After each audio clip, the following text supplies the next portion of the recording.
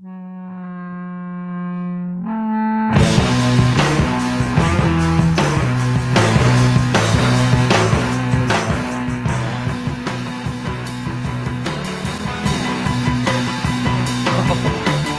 it is. Nothing like having audio problems on a podcast.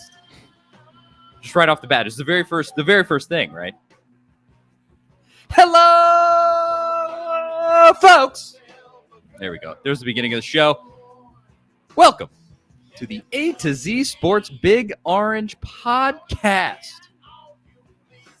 I am Charlie Burris, here as always with my co-host and Tennessee writer for A to Z Sports, Zach Ragan, wherever you listen throughout the world. We thank you so much for listening to us. Zach and I talk everything balls every week here on the Big Orange Podcast. And if you want to listen to us regularly, make sure that you go over to the A to Z Sports Podcast Network feed on Apple, Spotify, and subscribe. If you subscribe, you won't miss an episode when we drop them on Mondays.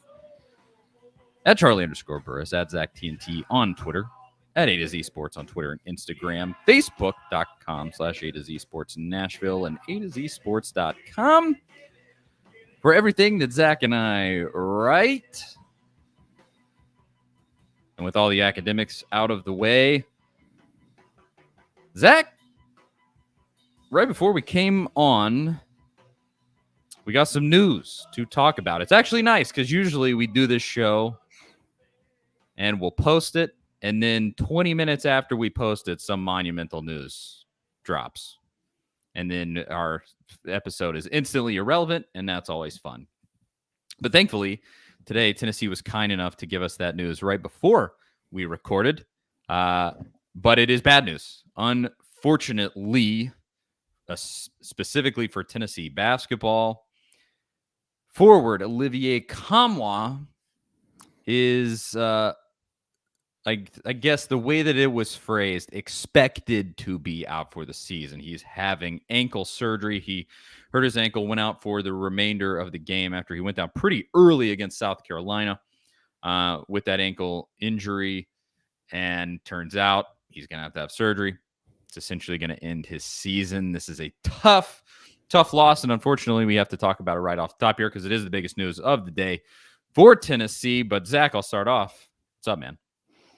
I feel like I'm partially responsible for this bad news because I was kind of doing not really a victory lap, but I was talking a little bit of junk about Auburn kind of being a disaster, which we'll get to, and Michigan because Michigan there is, their coach pretty much pulled a Rick Barnes, except he did not get the offer.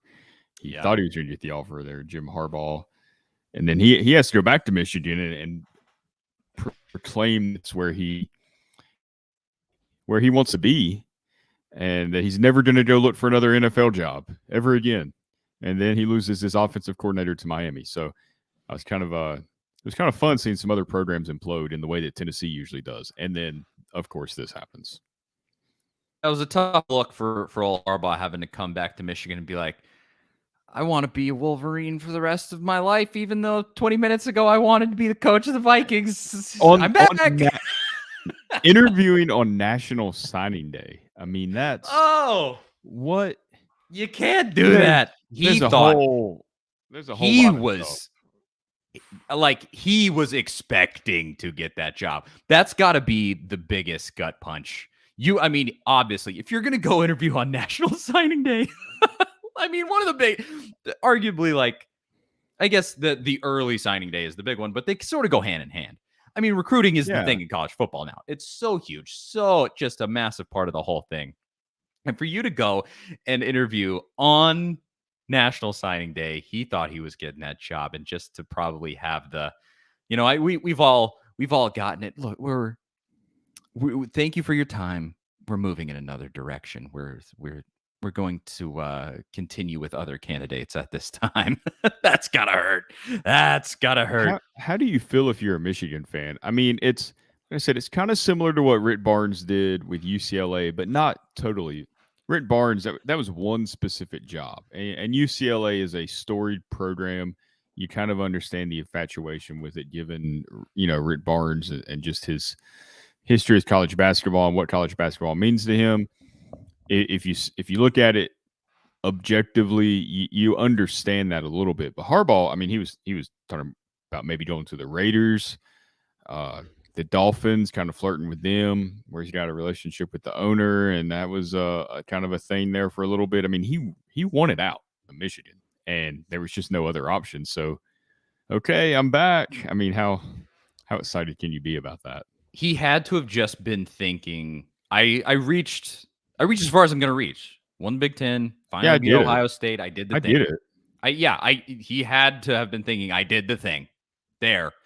Here you go, Michigan. I did what you wanted.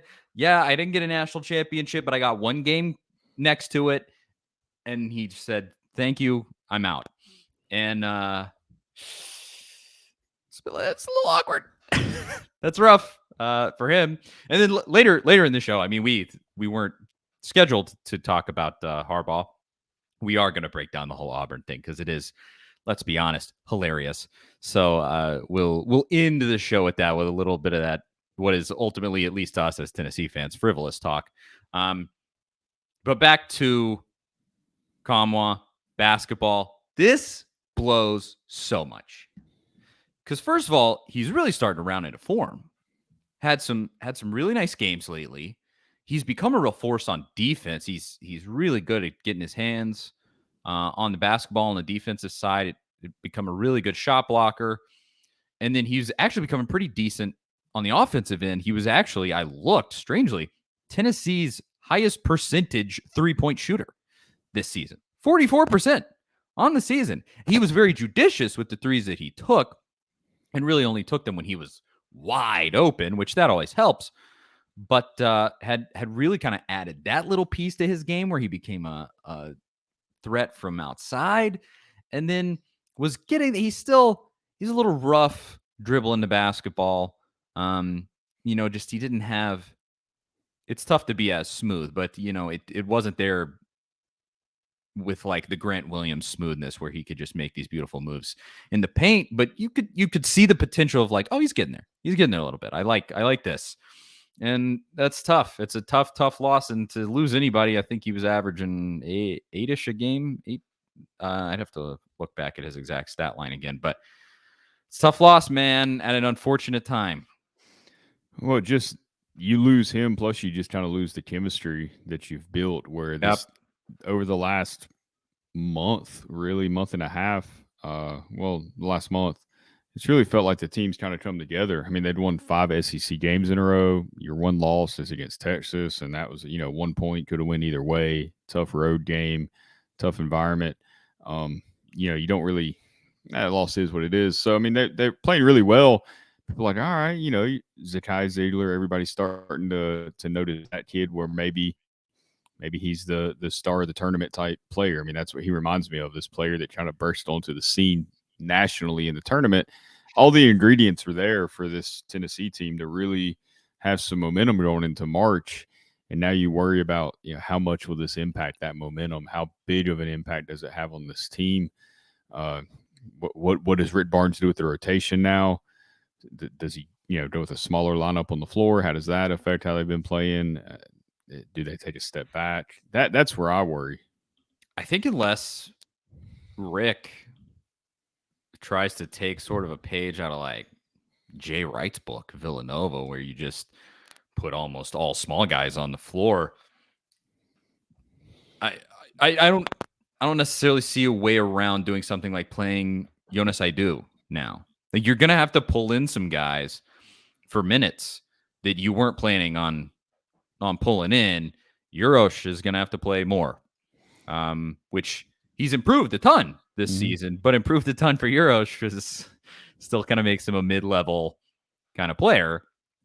And so, yeah, I think you hit the nail on the head there. That's the toughest thing, is that it was really coming together.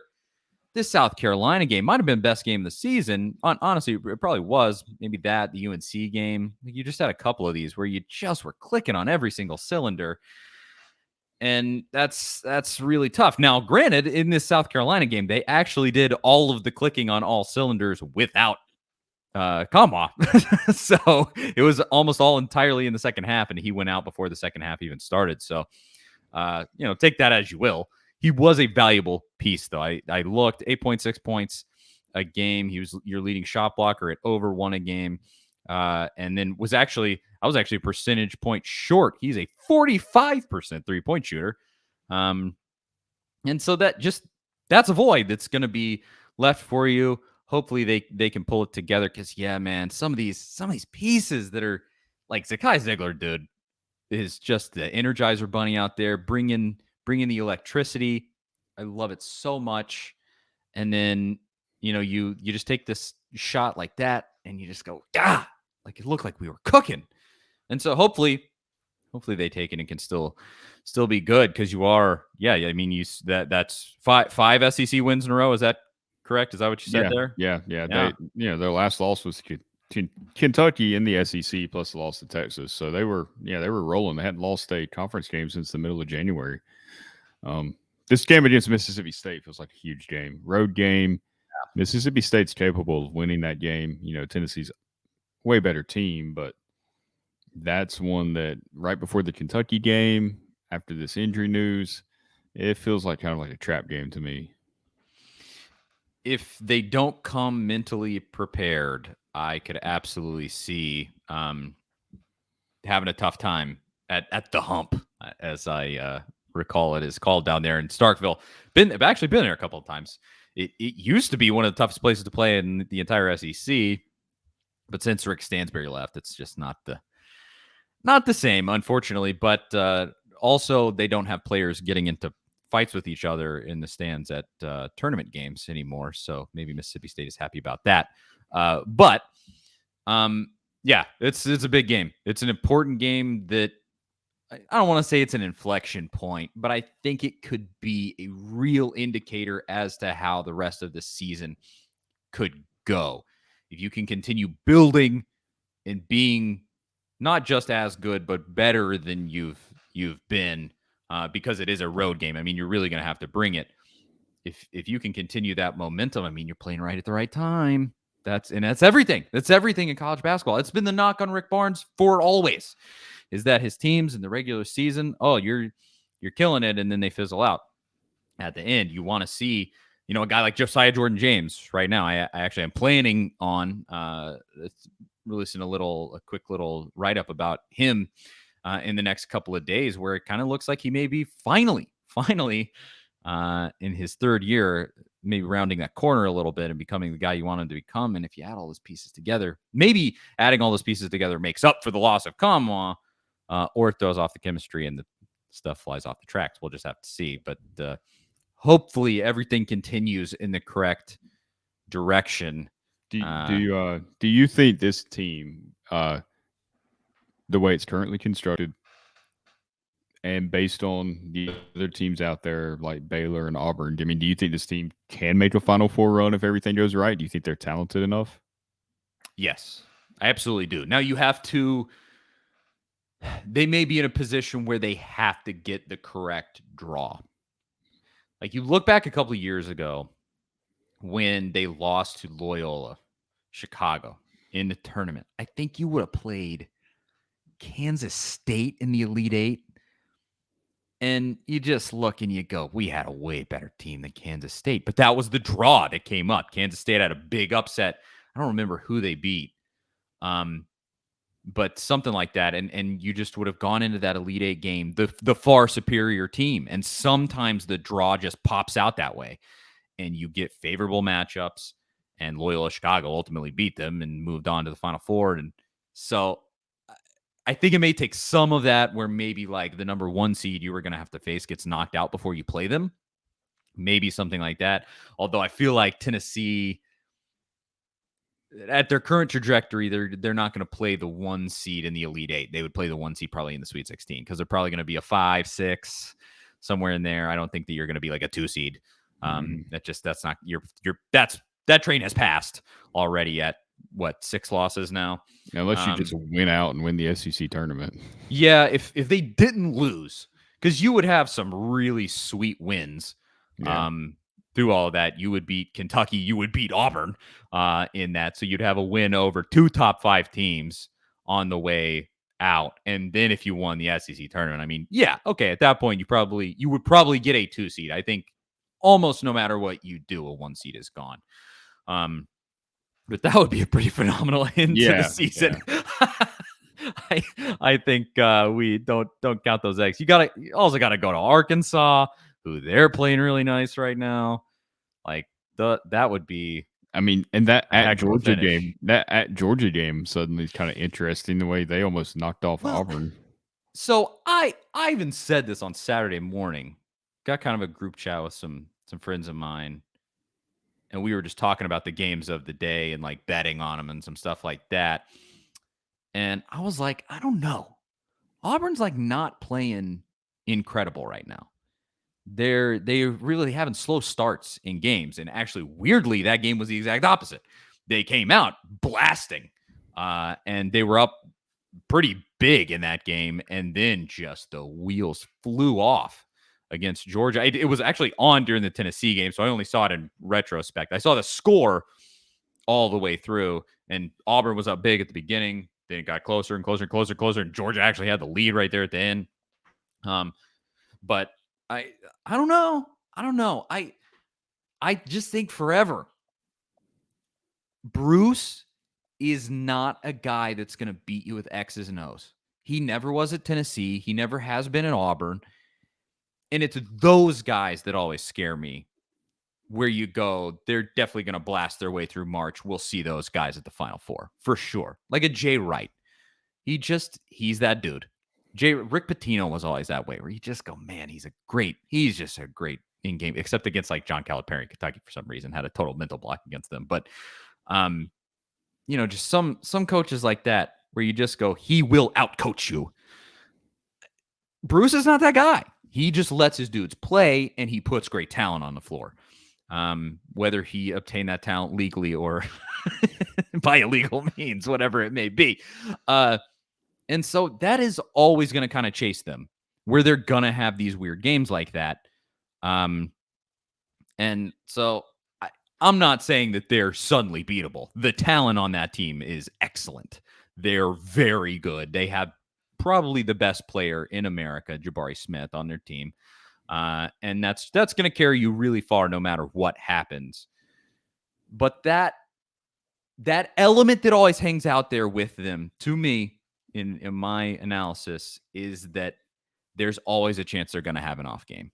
Like, they have that off game against Tennessee. Tennessee would have won that game by 15, if they have that game in Thompson Bowling Arena in a couple weeks.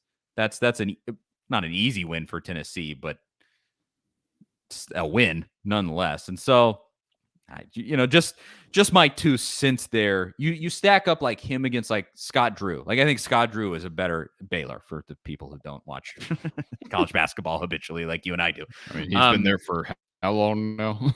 Yeah, I mean, at this point, his brother was the coach at Vandy. But yeah, and he won a national championship last year. Surely, except I don't know. Did people actually? Well, it kind of feels like. It kind of feels like a lot of people I talk to don't watch college basketball that closely. But anywho, but yeah, like Scott Drew, like, as an X's and O's dude, he'll come correct, and he can beat you that way, even though they're not playing great right now either. But I just think that element is out there for Auburn this season. Just my personal take on that team. Extreme, they can out talent you. It's kind of like Georgia football this season, except I think relatively speaking, Georgia football could way out talent you, where this Auburn team, they can out talent you for sure. They're more talented than Tennessee. But it's closer. It's way closer with a whole lot of other teams. I mean, case in point, they almost lost to an absolutely garbage Georgia team. Yeah. So, is what it is. It's a tough stretch coming up. So it's going to be this is a season-defining stretch right here. Mm-hmm. You got should be 2 wins in a row. At Mississippi State, which I think is going to be a tough win, but it should be a win. Vandy at home should definitely be a win. And then Kentucky at home, another one that, quote-unquote, should be a win. It's Kentucky at home.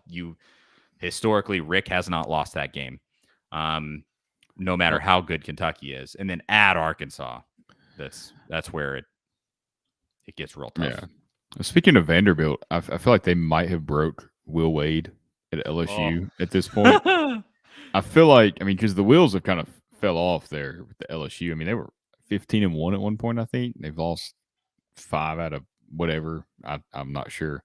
But Will Wade seems like he's throwing a new tantrum every single day.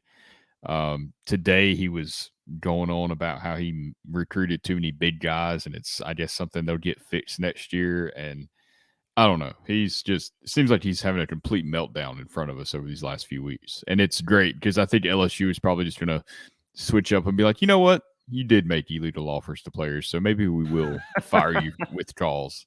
That's what I was going to say. This is when all of that starts coming out finally. He won enough to keep that away. I've never understood the infatuation with him at all.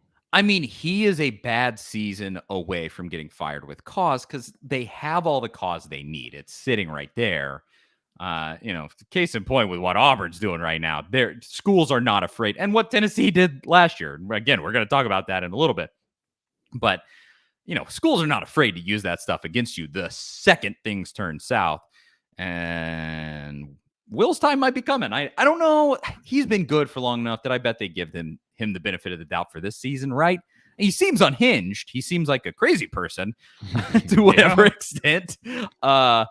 But how much does that weigh in where you go like, okay, he gave us some really great seasons, some incredible recruiting classes. We know this guy can coach. How much grace do you give him? But yeah, the wheels are flying off. A rough loss to Vandy this week. So that's honestly fun to watch. I can't lie. The guy he's very unlikable. Very, very such an unlikable person. I don't know if there's I don't know if there's a more unlikable coach. Just if you take everything, who they coach for and all that stuff out of the equation, I don't know if there's a more unlikable coach than him. I'm sure some people will say Calipari just because of Kentucky. But if you take that out of the equation, I don't think he'd feel that way. He could be charismatic. I used to hate Calipari way more. But he does a ton of charity work. And his players seem to really like him. I don't know. Will Wade just has no charisma. None. Just nothing. Calipari, it's Kentucky. He can screw off at the end of the day. But dude, Will Wade, it is rough. So unlikable. And they have really relished. LSU has really relished in he's super unlikable, but we're going to beat you. And now they're getting beat, and LSU fans are kind of like, okay, we can't have a football coach dancing on TikTok and this guy on the sidelines. That's a tough scene. He's been decent for them, but it's not like he's been just blowing people away. He's still, the Teletubby shaped guy that's over there just hanging out on, sidelines there. That's true. Let's see. So 18 and 15. Wait, you're gonna do one Sweet 16 maybe? Is that all he's done? That's as far as he's gone. NIT in his first season, then to the Sweet 16, and then the COVID, and then the second round last year, and then now. But they went 19 and 10. So honestly, with what's left on the schedule, they're probably having a pretty similar year to last year. But it just seems way more spectacular this season because of these tantrums he keeps having. Well, between that and then all the NCAA stuff, they suspended him at one point. It's like we're sticking by this guy. Why? They have more on him than they ever had on Bruce Pearl. So, why couldn't Tennessee have just fought the same way LSU has and just said, screw you, NCAA, we're just going to do what we want to do? It's what they should have done. They really, I don't know if that's something we want to rehash here. But yeah, that's something that I am, because it was my first year in college when all that went down. And it's something I'm still pretty bitter about because I only got 1 year of Bruce. As a college student, obviously I went to a ton of games during his entire tenure. but actually being able to be like, courtside like the students are and have all of that crazy energy and everything. And it was rough after that. I'm still bitter about it. And I'm not a bring back Bruce guy. Bruce is gone, and forget it. He's never coming back. And honestly, there are coaches. If Bruce was willing to come back and Tennessee had a vacancy, I'm not taking Bruce back. There are coaches I would take before him. Personally, and that's a different thing if you want to unhash that. But like that's to the point where I'm at, and I'm bitter about the way all that went down. I really more than anything with him, more than the results. I mean, there were some good teams, but his last couple of years weren't spectacular. It's not like he was just tearing it up every single year. It was just the energy and just what he brought. I mean, somebody posted, I think on Twitter a couple of weeks ago, a video of him and Pat Summitt talking at like halftime of a football game, and it sent me down the whole rabbit hole of reliving everything that happened because it's been so long ago, and you forget the order of kind of what happened as far as the infamous barbecue and the photo and the bump rule and all that stuff that went down. I mean, it was just the energy. It was infectious. That I think is what people miss more than the actual teams. I mean, they remember that part. That's watching Bruce. I mean, one of my best memories as a Tennessee fan, just one that really sticks out to me in my whole history as a Tennessee fan, is being a student during that year. And we stood out in the cold, me and a group of friends, before the Kentucky game. Stood out in the cold for however long, 3-4 longer hours. I don't totally remember all the specifics. And Bruce came out there with a bunch of donuts and hyped us all up, gave us food, and got up on like a trash can or something. Was like, we're gonna go beat the hell out of the Cats, and got everybody hyped up. And it just is like, it's a cold day in hell before Rick Barnes would do something like that. It's just not who he is as a person. And you miss stuff like that. And now he's doing that same stuff at Auburn. All those videos keep coming out where all the Auburn students are lined up outside the arena, and he's going out there hyping them up and doing all that stuff. It's like, I missed it. There's a lot of value in that. Like, do I think that Bruce Pearl is a whole head and shoulders better than Rick Barnes? I don't. Rick Barnes got us to number one exactly like Bruce Pearl is doing right now. Bruce made a Final Four. That's one thing, but he didn't win a national championship. That's the one piece that he has over Rick at the moment. But like, am I just like, oh, Bruce was so freaking better that we got to have him back? No, but there's so much value in a coach that's hyped like that brings that energy. Because bottom line, I don't know how much the administration cares about this, but it sells tickets, man. You get people in the door. It's hard to find because you can't fake that. It has to be organic. No. You look at Eli Drinkwitz at Missouri. He is trying to manufacture that same type of deal as Bruce faking Pearl. It till he gets fired. And it is not working. It is cringeworthy. So it's got to be a certain type of coach that can pull it off, and Bruce certainly could. But Rick is charismatic in his own way. He's just a different type of personality, and I love Rick Barnes and who he is as a person and how he comes across and his sense of humor. I mean, there's little qualms I have with him about, I wish he would take responsibility a few more times instead of throwing it on the players at times, but that, that's something we've talked about before. But all in all, I mean, he's a great person, and I really like what he brings to Tennessee. So it's nothing against Rick Barnes when we praise Bruce Pearl for his energy and what he brought to Tennessee, 10 years ago. Yeah, absolutely not. It's purely just that thing that is, honestly, it's unique to Bruce. Like, there's not a lot of coaches that even do that. There are coaches that just win so much that they simply don't need to do any of that. At Coach K, people are going to line up to go to Duke games because they win national championships, and he makes it to Final Fours, and he did all of that stuff. He does all that's built in. When you do that, Rick's like right on the edge. If he could be a Final Four coach, all of that would be built in, I think. But he is just not there. If he would win an SEC championship, just, it's right there, but he just hasn't done enough. I mean that number one season, all of those games were sellouts when Tennessee was number one. That's all you have to do. You just be the best team in the country. Yeah. That's as simple as it is.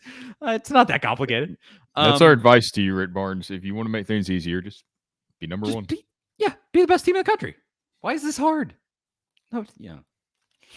Well, moving on from that. Well, any parting thoughts about basketball, Zach, before we head on? It's just, I mean, yeah, I really don't know what to expect from this team anymore, because when I feel down, like they're about to blow it, they end up winning 5 out of 6. And now that we're feeling good about them, who knows what comes next? Wheels are about to fly off. Really. Somebody tweeted this. I can't remember before which game it was. I can't remember. But they said, Tennessee could win this game by 30 or they could lose by 5. Either one is completely believable, and I really don't know which way it'll go. And that's how I feel every time they play, kind of. It's good Tennessee, bad Tennessee. I hate it, but you just don't have that consistency. You just don't. Josiah Jordan James will drop 20 on you, and then he goes 5 games scoring like 2 points. So that's the way that it is. So we'll see. I guess I do want to mention quickly, man, the Lady Vols. I saw we were so hyped. I already have seen a fire Kelly Harper tweet. Yes, and I was like, I mean, I hope it was like a troll account or just somebody being stupid on Twitter. I hope nobody really thinks that. But I wouldn't put it past people. So I don't want to give Kelly Harper excuses. They don't take care of the ball the way they should. They turn the ball over entirely too much, and there's some fundamental things like that should improve. But they lost one of their best players for the season. Essentially their best bench player, Kean Green, out for the season with torn ACL, and it's just been massive because they just have to rely on a set of players with essentially without a backup, and it's a killer. I mean, it could ultimately be kind of a killer like Olivier Gama might be for Tennessee. I mean, it's just a valuable player going out. They've dealt with injuries all season long, this being the worst, but it just is what it is. Everything took a turn when she went out. I would put it that way. They were playing really well, and then she tore ACL, and it's been really rough ever since. So, do it that way you will. I'm not firing her yet. That's crazy. And I was on believe me, I was on the fire Holly Warlick train like year 2 or 3, where I was just like, cut your losses.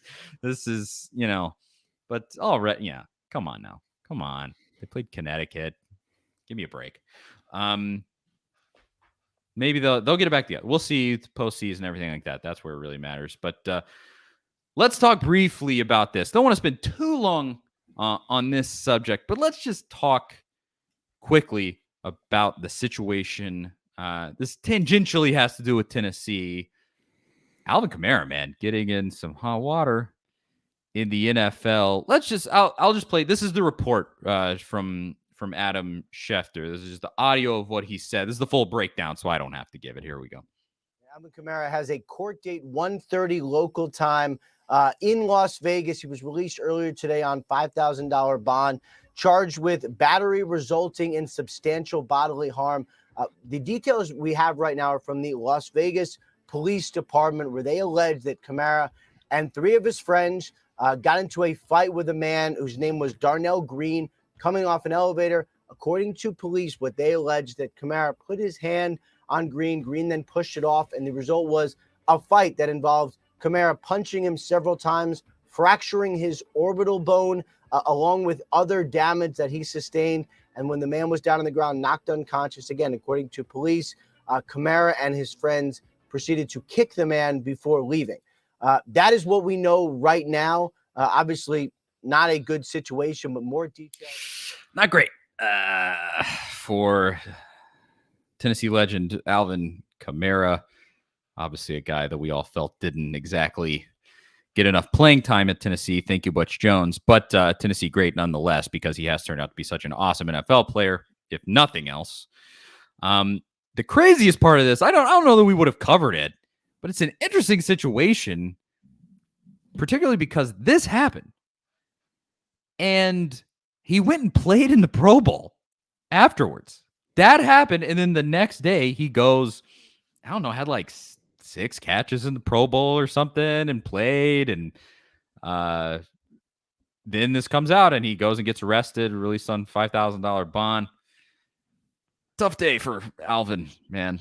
Not great. Yeah.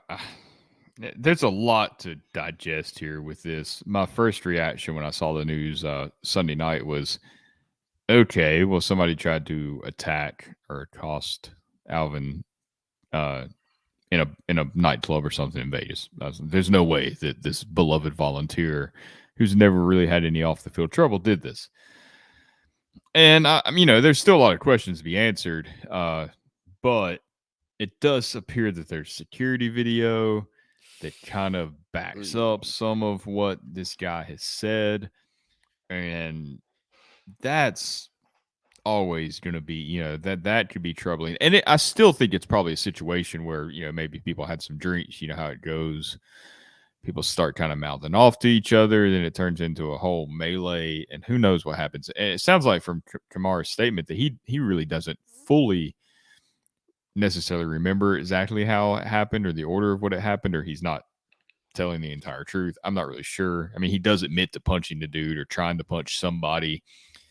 I think it's the part where they said that he's on the ground and they kept kicking him. I think that's what, if anything, does him in. That could be what does it. So, as you said, this is kind of out of the norm for Kamara. He never got in trouble at Tennessee that I remember. I don't remember. And I should add to that what you're saying, that Josh Smith, former Tennessee Volunteer wide receiver, tweeted today. I think somebody said something similar to what I did, is that they assumed that the guy had it coming or whatever. And Josh Smith said, yeah, it takes a lot to make that guy mad, referencing Alvin Kamara. That's interesting. So yeah, it definitely seems out of character for him. Because there was only, I did remember because Alvin originally went to Alabama. He's a 5-star recruit, went to Alabama.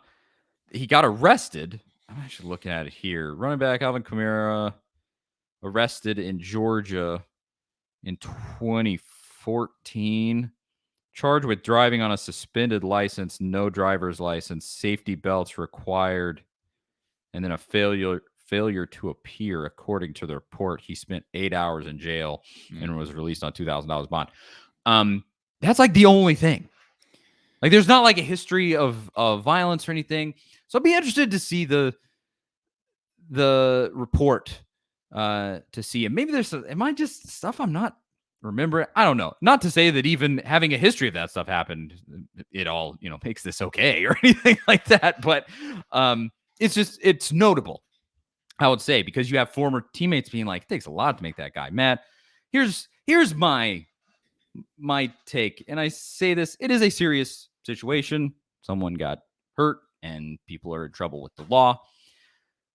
But to kind of make it at least a little humorous, but I'm also serious when I say this, this is why you can't have pro sports in Las Vegas. Because this is what happens. Las Vegas is awesome. If you have not been, it's like Disney World for grown-ups. I know there are grown-ups that like to go to Disney World. You are weirdos.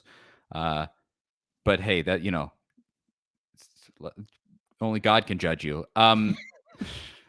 But Las Vegas, there's so much trouble to get in. Henry Ruggs earlier this season. Now, that's just a personal decision. When got blasted, drove his car. Killed. Am I remembering? Killed somebody. I mean, killed somebody in a drunk driving accident. Lost his entire career. He's done. And there's just so much trouble to get into there, man. No, if you're an NFL player and you go out in Vegas, you need to have some sort of security with you. You gotta have a guy to say no, to be like, maybe we don't need to go do that. Nope. I don't know exactly what happened in this situation, but you mentioned it happened on Saturday. Kamara goes and plays on Sunday in the Pro Bowl, Sunday afternoon, and then gets arrested after. I mean, it feels like somebody was in somebody's ear and said, "You know who hit you, right?" Like, that's an NFL player. Got a pretty big contract. One of the best running backs in the NFL. You can get. I'm not saying that's what happened, but does it not? I mean, it kind of feels that way. Because why else would he not be arrested on Saturday night? I mean, it happened at 5:50 Vegas time. That's really the middle of the afternoon. Yeah. It's not like it's 2:00 in the morning. I mean, I don't know. That just and it doesn't. I mean, he didn't like flee. I mean, maybe they did from the direct scene, but he was on television. He went to work. Yeah, he was on television the next day at the Pro Bowl. I mean, it's not like he couldn't be found. What if this is a situation where the guy that got punched saw him on TV, was like, "Hey, hold on, I recognize that guy."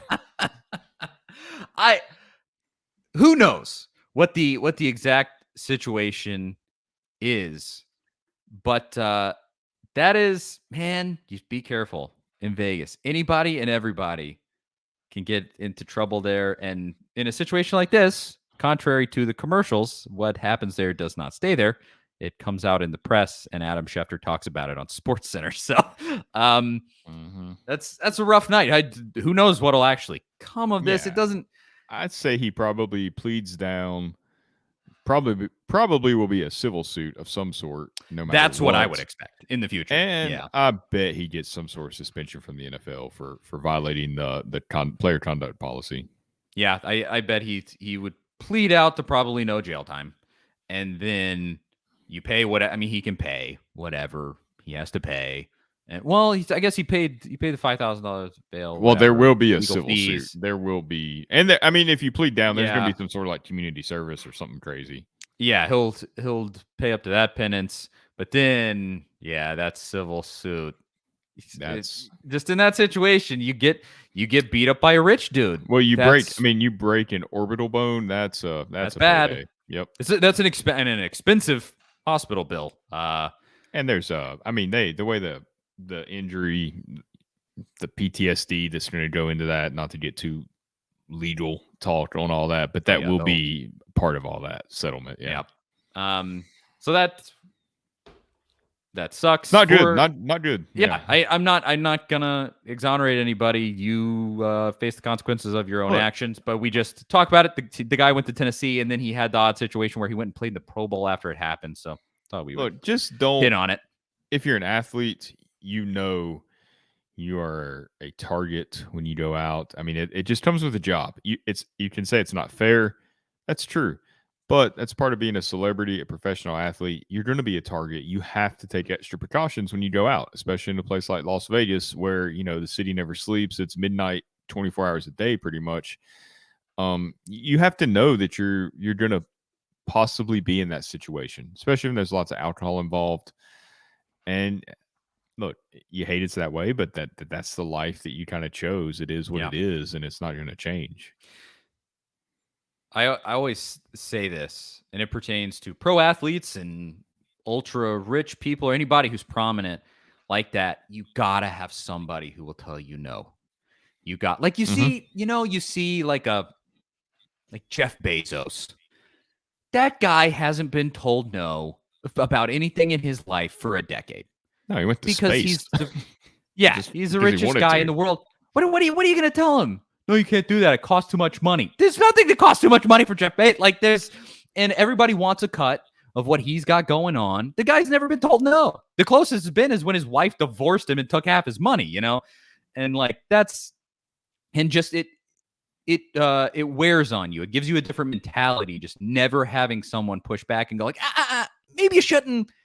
Do you realize what the public perception will be if you go and do whatever that is? Or if if we get into a fight here, or if we do whatever it may be, you got to have somebody that'll go, well, they didn't drink on the night out in Vegas. You got to have a sober person just to make sure they're cool.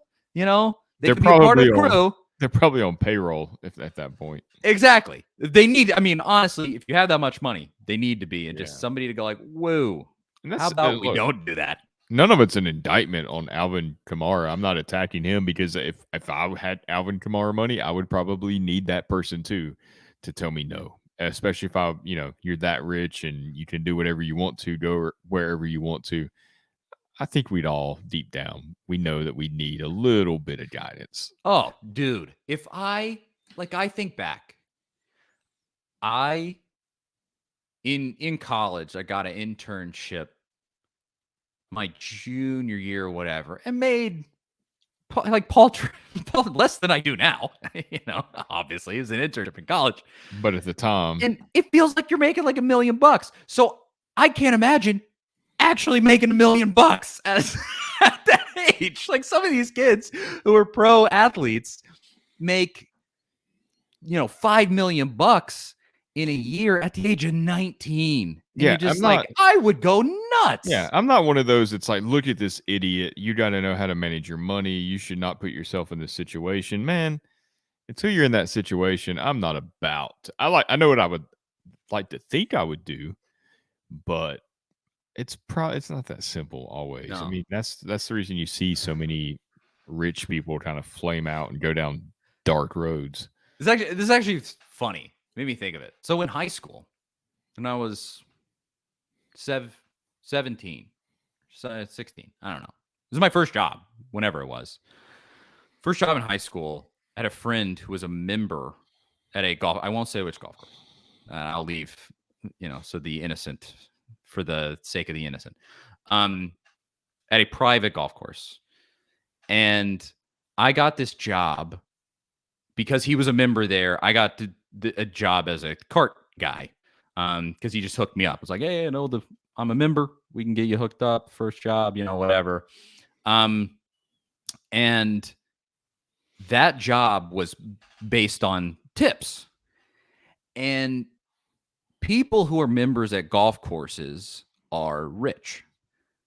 And they gave really nice tips. There was actually, again, I'm not going to say exactly who this was, but a rich person who is a significant donor to the University of Tennessee once gave me $200 on a single interaction because he made me stay like 30 minutes past the course closing. I was like, sorry about your time. Here's $200. Like it was like that. So point of all of that being, I had more money from that job than everyone else as a high schooler, like I would make like a decent little chunk of change from these tips doing that job. So just note to anybody out there, maybe if you're looking for, I don't know how young people are that listen to this show, but if you're looking for a job, a private golf course based on tips, go. It can be a sweet gig. Anywho, and how did you handle that money? Not well. That's where I was getting with all of that. Not well at all. I mean, I could have saved a nice chunk of money, like for college in the next few years. Could have put a little away, maybe for a nicer car or something like that, or like anything. And I was like, asking girls like, we can go on a date to like a really nice place and I can pay. And then, after high school, we'll never talk again. And I waste all my money and just, like whatever else I spent that money on, like shoes and coats and whatever high schoolers like, just dumb stuff. And yeah, you think like, oh, I would be the smart guy that gets a financial advisor and saves all my money and blah, blah, blah, blah, blah. No, you wouldn't. You wouldn't. Because you're 17, you're 18, yeah. You're 19 years old, and you're dumb. Because 19-year-olds are dumb. We all were. Sorry. That was a long-winded way, but a ridiculous part of my past. It legitimately taught me lessons of like, hey, maybe don't piss all your money away. And then now I'm an accountant, so that's my day job. So, with all of that said, anything before we move on to our final topic, Zach? No, I mean, I'll just be interested to see what comes of this. What if he has any sort of defense, how this plays out. Hope the best for everybody in the situation. I don't really know what happened, so it's just an ugly situation. He's got a broken face at the end of the day. Exactly. Without all the information, You don't know whether to kind of come to the defense of Alvin Kamara or try to kind of, I'm say, usually wrong. Whatever side I pick, I'm usually wrong. So I'm just we'll see. Hopefully it works out for the best for everybody, whatever Yeah. that means. That's how I would put it. But finally here, we'll have a little fun wrapping up the show. We'll have some fun at Auburn's expense. This is to see another program that is not the University of Tennessee have a total flame out like this. Or, what is the right word? An implosion like this, honestly, with the way this is going, is fun. Look, you could say karma's going to bite you, but has karma not bitten us enough at Tennessee? Have we not sacrificed enough at this point where maybe we can make fun of another school when this happens to them? What can karma do at this point that it hasn't already done? Exactly. What are they going to do? Literally burn the school down? I feel like that's the next thing. Karma. No, Tennessee students have already tried to do that when Lane Kiffin was fired, or when Lane Kiffin left, and that didn't happen. So nah, bulletproof. Yeah, exactly. What are you going to do to me that hasn't already been done? Karma has come for Tennessee, so I'm going to laugh at Auburn's expense. Brian Harsin, they hire him and spend the number that I've heard guys throw around is, all things considered, Auburn essentially spent $23 million to go from Gus Malzahn to a season that is worse than any season that Gus Malzahn ever had. Gus Malzahn never had a losing season. Brian Harsin's first season, they go 6-7 and losing a bowl game to Houston. And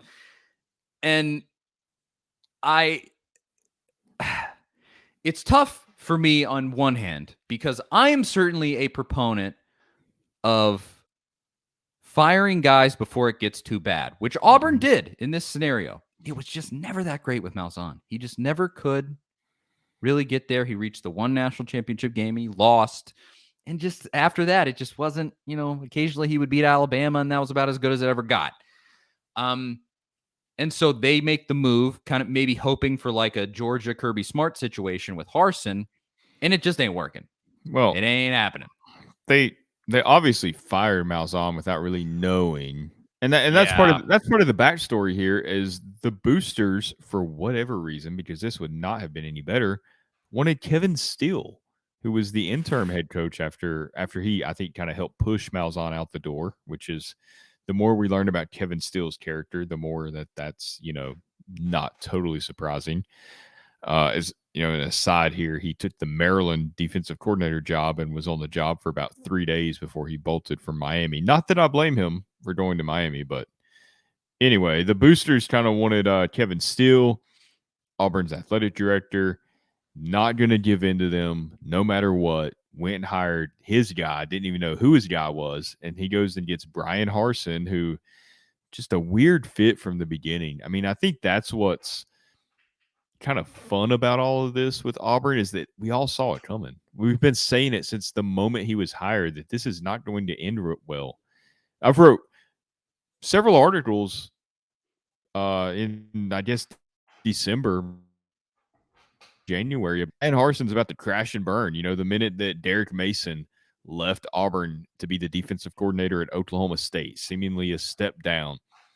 Offensive coordinator leaves that he had just hired for personal reasons. I mean, the whole thing's a disaster. So it kind of feels like boosters are floating things behind the scenes, and they're kind of in this purgatory of we want to get rid of him, but we don't want to pay him that $18 million buyout. It's kind of like what Tennessee did with Jeremy Pruitt last year.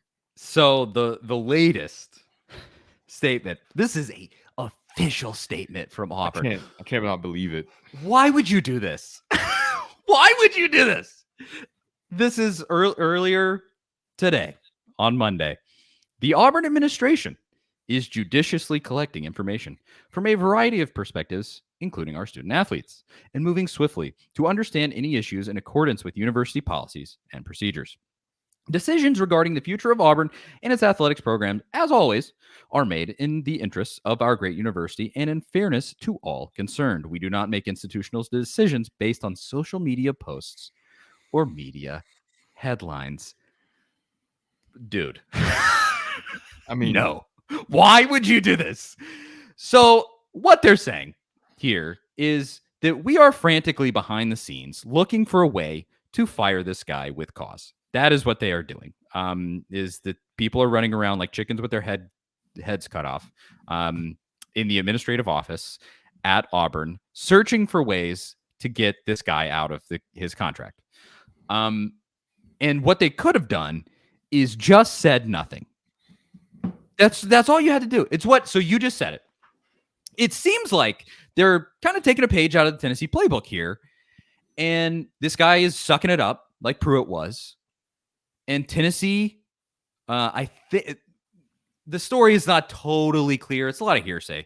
But the story supposedly is a staffer comes to compliance at Tennessee and says, hey, Pruitt is doing this and this and this, McDonald's bags, blah, blah, blah. And Tennessee goes, bing, this is the way out for this guy. And they concoct this plan to get him out with cause. That's what they do. Ultimately, you end up with Josh Heupel. It's messy for sure, and is still messy to this very day. And they're bowing down to the NCAA, blah, blah, blah. But they use that and his ridiculousness with the NCAA cheating to get him out of his contract. And it seems like with Harsin here, they don't have that easy of an out, but they have some of this. He's mistreating staffers potentially. He's mistreating players potentially. Like I've seen some folks saying things like that. But it's and then the classic. Oh yeah. He brings the staffer from Boise State, who just so happens that his personal assistant is a beautiful young woman who is a former Boise State cheerleader. And according to message boards on the old internet, he was having relations with her.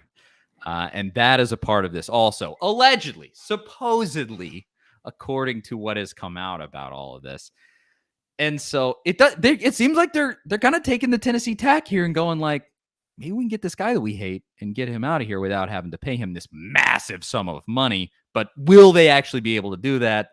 We'll see. I think I don't know. Maybe they can find something, but I don't think they're going to be able to, because apparently this dude does not cheat when it comes to recruiting, and that might explain why he's in trouble. Yes. But there was somebody for ESPN wrote a story. Who was it? It just says ESPN. I guess it was a collaborative effort. They're like, he just doesn't cheat. He's clear about that he's not going to cheat. So they haven't, supposedly. And then he's not really mistreating people. He just isn't cool to work for. He's not saying he's alienated people. He's not just a fun guy to be around, I guess. And then you got sources telling ESPN that he doesn't really value Auburn's traditions. He skipped Bo Jackson's charity golf tournament, which Auburn coaches are like expected to go to. He's on vacation this week. National Signing Day was this week. Now, Auburn didn't sign anyone this week, but I mean, I don't know their number situation, but you don't know what's going to happen. I mean, it's National Signing Day is always a crazy week, and unexpected things happen from time to time. Plus, you could be spending that time going into high schools, building relationships with coaches. That's what Nick Saban was doing, and he doesn't need to do that, but he still does that. It's what Dabo Swinney was doing. Dabo was in my hometown a couple of weeks ago doing that, just building relationships with coaches. And Brian Harsin's on vacation somewhere doing God knows what, about to lose his job. I mean, I can see why Auburn wants to exit, and get away from him, but they've chose a really weird time to do it, because if you fire him or whatever happens right now, maybe Kevin Steele comes back and is the interim head coach for 2022. But as far as like hiring a coach, you're not gonna get a guy to leave after National Signing Day It's just not going to happen, unless they're in a really bad situation. Like maybe Matt Rule, Panthers coach, maybe where he's trying to get out of that situation, go back to college. They talked about he wanted the Michigan job if Harbaugh left for the NFL. I mean, you can't predict what's going to happen with that. I mean, you're better off kind of getting through next year and then firing him when everybody knows you're going to. And he's going to want another job after this. So he's going to do what he can to kind of keep it 6-6 or as best as he can do, where he can still get another job at the Mountain West Conference or wherever he chooses to go. Maybe he can go to the Pac-12. That probably is the better scenario for Auburn, but they've made it such an untenable situation at this point that I don't see how he can stay. That's the thing. How do you keep this guy at this point? You're going to put out a statement like this, like we read a minute ago. It's basically like we're coming up with a way to fire this guy. I mean, that's not what it said, but it's what it said. I mean, we've seen the messages from the student. We've seen the messages from the student athletes on social media. Like 80% of it is not good towards him. I mean, they're kind of slamming this guy. We know what the student athletes are saying about him, and you're telling us you're going to the student athletes to see what they say. Well, we know where that leads. So it's bad. It's fun though. It's fun. I mean, I think the real crux of it is what you were saying there. Recruiting is the whole thing now. It's the whole thing. Auburn finished the 2022 class lower than Tennessee, which Auburn was not nearly as much of a dumpster fire. No. And they don't have the NCAA restrictions that supposedly might be hampering Heupel at the moment. Where Tennessee is preemptively giving themselves scholarship reductions and again, supposedly, allegedly, whatever, giving themselves scholarship reductions. Like they don't have any of that hanging over the program. They finish 18th. Tennessee finishes 16th. An Auburn alum, one with a lot of money, is going to look at that and be like, who is this clown? What are we doing? And National Signing Day, this guy's on vacation? Because you could squabble with the culture of SEC football. For sure. It's not healthy for a family man to be a head coach at an SEC school. On one hand, you make a ton of money and there can be beautiful women around. There's one element there. Let go check in on, Lane Kiffin's whole history as far as that goes. Some stuff like that. That's one element. But then you are, during the season, at the facility 24/7. You might as well sleep there. I think a lot of guys do sleep there. And then in the off season, you got to just be pounding the pavement, recruiting. And if you're not, everybody's going to take notice. Everyone else is too. For a regular person that has a regular job like you and I do, Zach, going on vacation is something. Yeah, I'm going to go on vacation, clear my mind. It's a great time. I get away from work and then I come back and I'm refreshed and can get back to my work. No. That doesn't exist for an SEC football coach. You don't go on vacation unless it is just literally nothing going on. And that is almost never. That's the deal with the devil that you make to have that job. Again, you can think that's wrong to a certain extent. I mean, I would say I wouldn't want to be in that position. You make a ton of money, but that is not a job that I would want. And to get there, you basically have to live that life, but with a lot less money. Like I just could never put up with that. Would never want to. And as a media member, I witnessed it from the outside. It drives guys. Yeah, it drives guys nuts. I mean, it gives. Honestly, it makes some of these guys. It turns them into like sociopaths. Like these guys just have no regard for anything. And that's what it can do to you. You go one of two ways. If you're an elite coach, you never stop. You go until it just about kills you, like Nick Saban probably will. And like we've seen other guys that just can't stay away, Matt Brown at UNC. Or you realize it's going to kill you and you're like Bob Stoops or Chris Peterson at Washington and you get out because you you're about to self implode. It is a horrible lifestyle that is not a great way of life. You almost don't even get to enjoy millions of dollars you're making unless you get fired and decide I'm done. That's why I don't think I would ever understand the mentality of like Nick Saban making an amount of money in a single year that I look at my station in life. I look and I go, give me 10 million bucks. I wouldn't have to work another day in my life. I could invest it in different ways. I could buy, investment real estate and some things like that could give me residual money for the rest of my life. And I'm set. This guy is making that paycheck, doesn't get to enjoy it, and then says, I'm going to do this till the day I die. What kind of a mentality is that? That's psycho. Yeah. That's a psycho mentality. That's why I don't understand the contract talk whenever you talk about, well, like when Tennessee's looking for a coach, we'll just go pay this guy $8-9 million. I'm like, well, if he doesn't, he can get that where he's at or wherever if they want to keep him. It's not about the money to these guys. They're going to get the most they can get, and it's good for their industry. Fellow coaches, they drive up the price. It's good for everybody. But yeah, it's they're definitely not in it for the money. They're in it because, like you said, they're borderline sociopaths. You have to be to a certain extent. It is just like Bruce unreal. Arians might be one of the few coaches I've seen that is not that way, where he demands that his staff takes time off and goes and spend time with their family and goes to little league games and recitals. And believe it or not, Steve Spurrier was kind of that way. I think that's why he could kind of stay grounded because he played a lot of golf.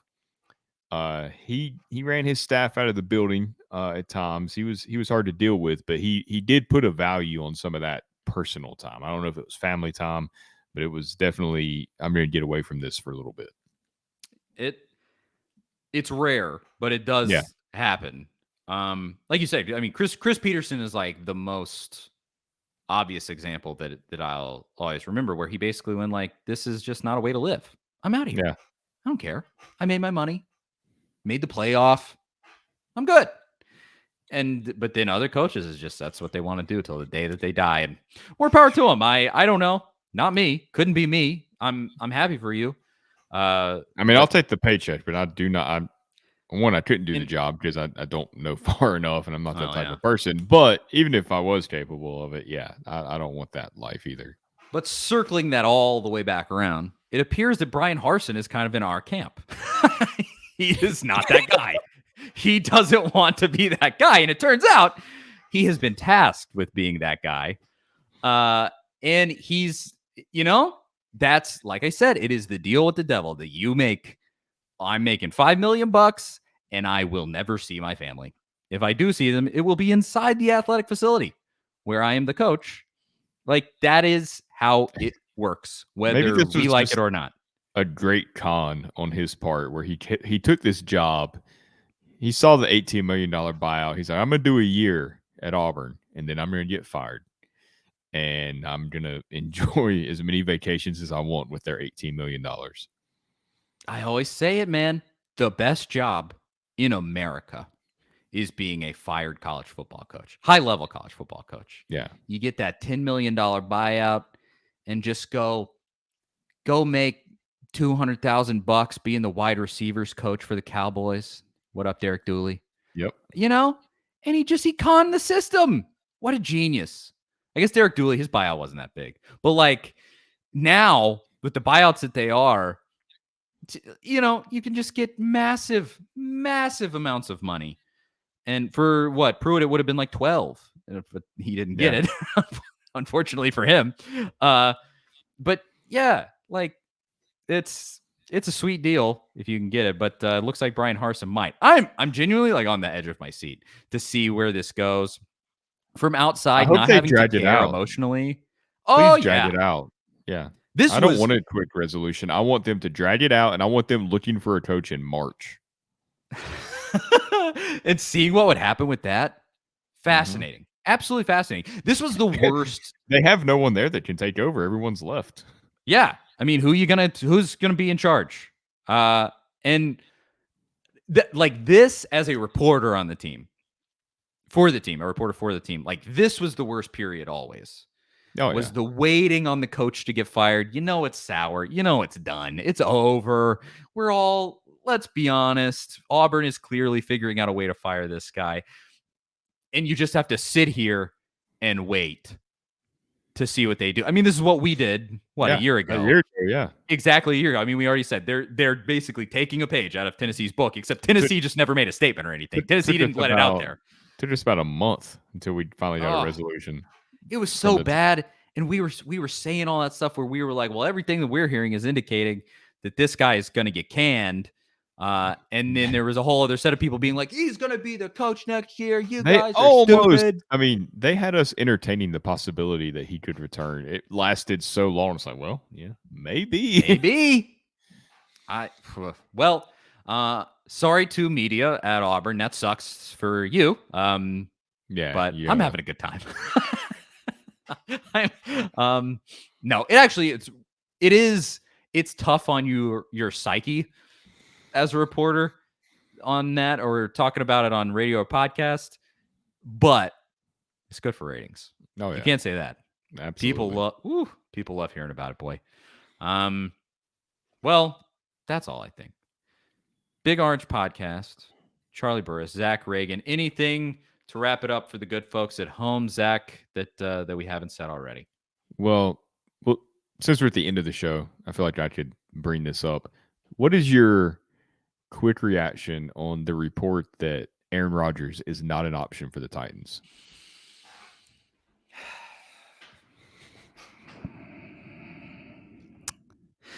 Not happy about it. I can tell you that much.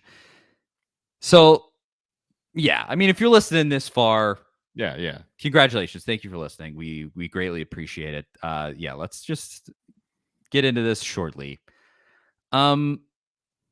It pisses me off to no end because here's the two things that have to be true. Mike Vrabel is the coach of the year in the NFL this year. He did an incredible feat with how many injuries he had and winning having the number one seed in the AFC. It's incredible. I don't know. It's kind of like beyond comprehension the way that he did that. Also, Ryan Tannehill ain't going to win us anything. It is obvious. He's done this 2 years in a row. And really, even during the run to the AFC Championship game, it was Derrick Henry that was carrying that whole train. It wasn't Ryan Tannehill. Ryan Tannehill wasn't having big games or anything. And still, Derrick Henry is such a huge part of the whole deal. Tannehill stinks. Well, I don't know he stinks. That's a little too far. He's just not a Super Bowl winning quarterback, period. He just is not. That's the way that it is. So you have to make a play for somebody.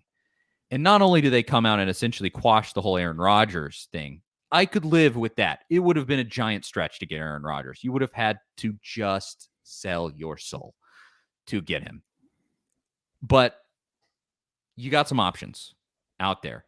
Russell Wilson being the main one where I look and be like, you wouldn't have to give as much. They would probably take Tannehill and draft a quarterback potentially.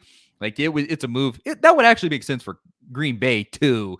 But Wilson is not as valuable currently as Aaron Rodgers. And maybe you could make it work. But like they come out and give the vote of confidence to Ryan Tannehill. And I just go, are we just giving up? Is that what we're doing? Just phoning it in? Just going, we're not going to win anything.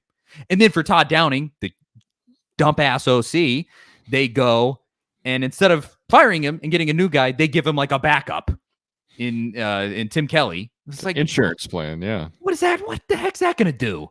Nothing. It's so that you can fire them both next year. It's the same strategy. They did it with the defense last year. They brought in Jim Schwartz to back up Shane Bowen, who couldn't handle it. And then it worked out well. The defense switched somehow, and we ended up with the best defensive line in football, arguably. But barring a miracle like that, I'm so annoyed. But it is at the end of the day. I mean, it's just Vrabel digging his own grave. I think I think what the frustrating part of it is, and I'm not a Titans fan, so just looking from the outside, is you see what the Rams did, where they knew that Jared Goff wasn't going to get them to where they wanted to go. And that was a very surprising move that they pulled off to bring Stafford in, and look at how it's paid off. Like, I think the Rams will beat the Bengals because I think Stafford can do things Tannehill can't do. Cooper Kupp is just playing out of his mind. And then that defensive line is going to eat up Joe Burrow just like the Titans did. And I think the Rams will be able to capitalize offensively more because they got a better play caller in Sean McVay that calls plays there. So, look, you see that, and it's probably going to pay off for the Rams. And the Titans Super Bowl window is not going to be open for a long time. I feel like it's wide open in 2022. It is there. You just need a step up at quarterback because that was the only thing missing this year. So if you do the same thing and you expect these different results, how much of a letdown is that going to be when you go into the second year or this next year and you commit to Tannehill and Downing and it's just the exact same thing all over again and you blow your opportunity? That's a huge letdown. These chances don't come around that often, and that's they're just going to let it go by. That's exactly it. I mean, I said of the situation, I want to take advantage of this window. You maybe have two more years for sure next year. For sure next year, Derrick Henry is at his peak 2, maybe 3 years, and that's the shelf life on a great running back is just so short. They get hit so much. 2, maybe 3 years, and he's going to be rebuilt and ready to go next year. And you just, how is this the mentality to just stick by? I said it's what the Predators did actually when they made the Stanley Cup and then won the President's Trophy the next year. They were close but not there, and the GM at that point said this is good enough to win a cup. It wasn't bolstered enough to like really be the roster. It wasn't that good, but it was like good enough to get there, but it wasn't the best. And he could have punched it up, and he didn't because he said this core is really strong. We need to keep them together. And look how that turned out. It was all downhill from there. They haven't been back in that situation again. Haven't gotten farther than the first round of the playoffs, which, hello, somebody. Same exact thing happening with the Titans. It's a poverty franchise mentality, and it exactly plays into what people think of the Titans, which is what makes me probably the most ill about the situation, is because it's just like, we have a chance. You have the best D-line in football if you're able to keep it together. Linebackers who are having a revelation. David Long is suddenly playing out of his mind, and you weren't really getting that before. And like the defense is just shaping up in this way where it's a Super Bowl level defense, without a doubt. And then the offense, you have all these levels that are Super Bowl level at every single position except quarterback. And you just go, that's the one thing. Just fix the one thing. And it's right there. What's crazy about it to me is that going after that loss to the Bengals, I thought, okay, obviously Tannehill's cap number, salary cap makes it challenging with the dead cap hit that he carries, especially if they don't do anything until, if they do wait till after June 1st, it's a little more manageable. But obviously that's what's wrong. Well, you've seen this franchise fire Mike Mularkey after a winning season and a playoff win, right? And then you see him go get Ryan Tannehill when everybody kind of knows that Marcus Mariota is not really going to be the guy. They kind of make a bold move, and it was a good deal for the Titans the way that Miami made that deal and paid a lot of his salary. And then you see him go get Julio Jones this offseason. I mean, you see them make these moves that are bold, and that's what they now. And then they're just like, no, we're good. We're going to keep on. And it definitely feels like a money thing because of the cap hit. I mean, I know it would be challenging, but that's what you got to do. Maybe that is the entire thing, where they just feel like they would have to get rid of some of the most important pieces to make it happen, and we just have to see if Tannehill can do it or what. Cut Taylor Lewan and save $12 million. Hello, somebody. Lewan is essentially on, I don't want to say he's on the outs, but he is a piece that could be gone. Yeah. There's kind of a few of these. It's like $13 million that they save if they let him go right now, and he knows it. I mean, he said it on 104.5. last week. He's very aware of the situation. So maybe they're just being nice about Tannehill publicly, and they're trying to figure it out behind the scenes. Yeah, that's true. Yeah, you're not know. going to come out and say, "Hey, yeah, we're moving on from this guy." I mean, we've heard people get backed before publicly, and then all of a sudden they're gone in a trade. I mean, that's pro sports. So we'll have to wait and see how it plays out. We shall see. I don't know, but as it sits, it does not have my stamp of approval. I would put it that way. Charlie Burris, Zach Ragan, the A to Z Sports Big Orange Podcast. Thank you so much for listening. Audience is growing every week, man. So awesome. And now we're gonna start putting clips on YouTube. Hopefully, gonna see if that gets us anything, gets us anywhere. That's like the cool thing to do. It's like what Joe Rogan does. Don't take us off of Spotify or whatever. I bet. People don't like my coaching hot takes. We're going to get, Kenny Chesney, supposedly a Tennessee fan. He's going to be like, I'm not putting out any new music on Spotify until they remove Charlie Burris off of Spotify. God, they'd probably pull the hook so fast. No, it's Morgan Wallen. He's a Tennessee guy. He's a Knoxville guy. Yeah, there you go. Yeah. He's gonna be like, get this garbage off of Spotify, or else I'm pulling my music. And Morgan Wallen would have been that one, I think. Yeah, probably.